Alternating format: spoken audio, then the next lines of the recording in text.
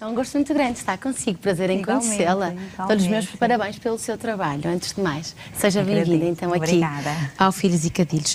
Ora, de facto, o bullying é uma palavra que entrou nas nossas casas de uma forma altamente agressiva, assim como é este comportamento, e que todos nós pais, de uma maneira ou de outra, temos essa preocupação. Seja porque tínhamos medo, e é preciso também dizer, falamos muito das vítimas, e naturalmente elas são a grande preocupação, mas enquanto pais, todos nós também temos a preocupação que os nossos filhos sejam um agressor, certo? E eu acho que isto é algo que não se fala assim tanto, mas que nos atormenta a todos, enquanto pais. E, portanto, eu perguntava-lhe, antes de começarmos a falar do bullying propriamente, o que é que nós podemos fazer em casa todos os dias para garantir que o nosso filho, que a nossa filha, não seja uma vítima, nem seja um agressor e que não entre neste ciclo tão triste, eu diria, Tânia. Olha, Mariana, acho que introduziu muito bem, de facto, a temática, porque realmente, antes de começarmos a falar do bullying, se nós preveníssemos em casa, se nós trabalhássemos com os nossos filhos e realmente no regresso às aulas faz todo o sentido abordarmos estas questões, não teríamos que ir depois ouvir estes chavões, porque isto enceta muita coisa, não é? E, de facto, em casa, nós temos que ser atentos aos nossos filhos, saber qual é a linguagem deles, como é que eles lidam, até às vezes com irmãos, mas com os amigos.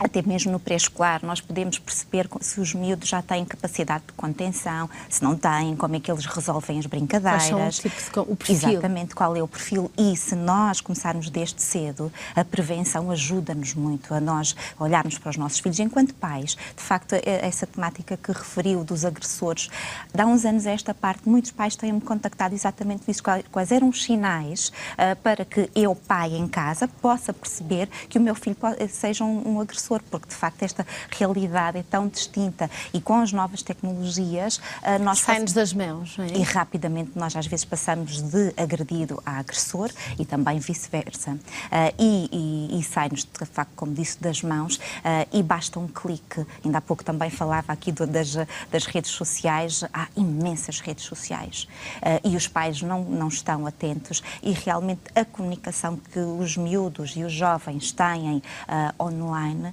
às vezes deixa-nos altamente preocupados. Nos seus artigos fala de algo que me parece muito importante, até porque neste programa temos preocupações com os mais velhos, evidentemente, mas também com as crianças mais pequenas, que tem a ver com o comportamento típico dos pais de hoje, eu diria de quase todos nós, que é proteger os nossos filhos de emoções negativas.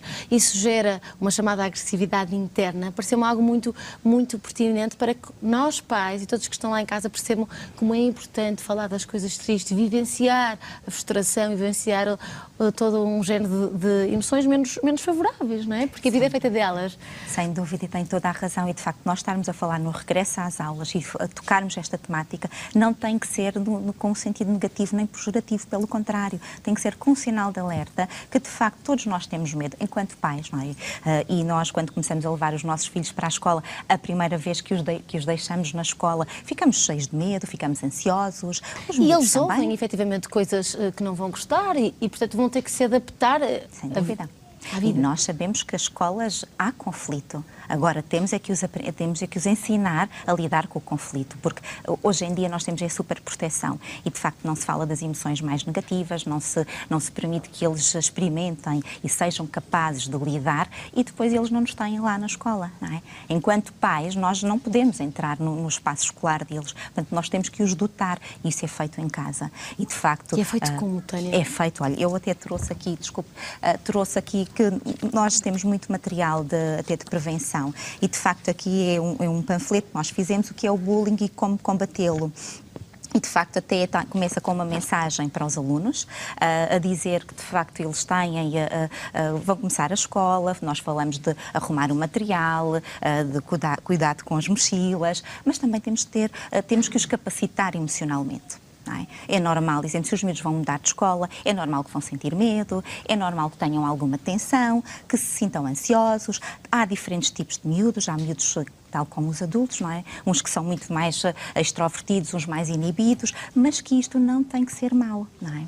todos somos diferentes. Respeitar essa diferença. Exatamente. E depois temos também aqui as mensagens aos pais, que sejam abertos, porque nós não podemos entrar no espaço escolar dos nossos filhos, nós não podemos, num momento, dizer, olha, faz isto, faz aquilo, mas podemos em casa capacitá-los e perguntar, por exemplo, nós se perguntarmos, fizermos perguntas diretas aos nossos filhos, olha, como é que foi o teu dia?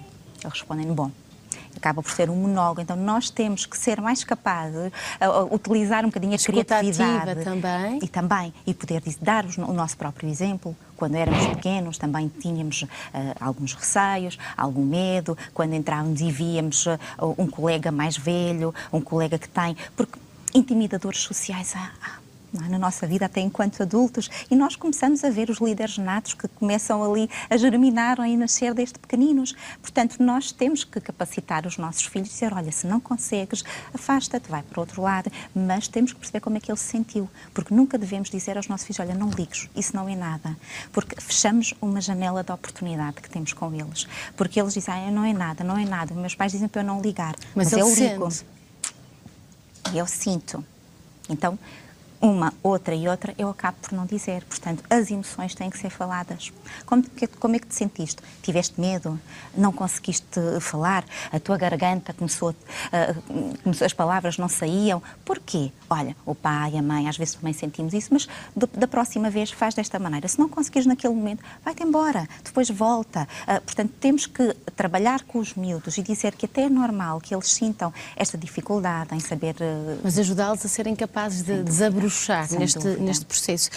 Tânia, quais são os sinais de alarme? Quando é que nós, de facto, nos devemos preocupar? Porque, como dizia bem, conflitos há muitos. Provavelmente todos nós que somos pais sabemos que os nossos filhos até basta entre irmãos que se zangam. Quando é que nós nos devemos, de facto, preocupar? Quer para um lado, quer para o outro, Tânia? Quando a liberdade está em jogo, quando é posta em causa a nossa liberdade, porque, de facto, conflitos vai haver, divergências vão haver, zangas existem sempre. Agora, tudo o que extrapole isto e a criança começa a sentir diminuída na sua capacidade de resposta, diminuída nas suas emoções, começa a sentir que, às vezes, os meus dizem, eu não valho nada, porque é exatamente aquilo que falou ainda há pouco daquela agressividade interna. Porque se nós não expomos os nossos filhos, não deixamos que saia, porque temos que deixar, temos que canalizar a agressividade dos miúdos para outros fins, para coisas mais ativas, não é? Por exemplo, para jogos. Para correrem, para saltarem. E deixar, olha, estás zangado, eu já percebi que estás a ficar zangado, e até para os dois lados, porque a vítima internaliza, o agressor coloca cá para fora. E às vezes até no agressor podemos dizer, olha, quando tu começas a sentir uma raiva muito grande, quando as tuas mãos começam a fechar, começas a sentir um calor, então, olha, deves sair, tentar acalmar por outro lado, dá um pontapé para as nuvens, grita e depois volta. Vê lá se consegues fazer isso. Não conseguiste? Porquê? Tiveste necessidade de agredir o teu colega? Porquê? Porque há muitos jovens que dizem, então ele estava no meu caminho, portanto, gratuito. E nós não podemos deixar que isso aconteça. Como é que se trava esta? Previne-se e depois como é que se trava? Sobretudo previne-se. Sobretudo com prevenção e prevenção primária, porque eu tenho vários projetos a decorrer em várias escolas que nós trabalhamos desde o pré-escolar até ao secundário e utilizamos o secundário porque os miúdos funcionam por modelos, não é? E todos querem ser mais crescidos, querem se identificar com os maiores. E se eu tenho uns miúdos, um grupo de trabalho que são os voluntários das amizades e o nosso slogan que temos até os meus t-shirts são deixa um sorriso por onde passas. E, de facto, o lema é este. E os mais pequeninos podemos capacitá-los a trabalhar, a ler as suas próprias emoções, a olhar para os outros, a ler a emoção do outro. Olha, o teu colega hoje não estava muito alegre. Porquê? O que é que tu achas?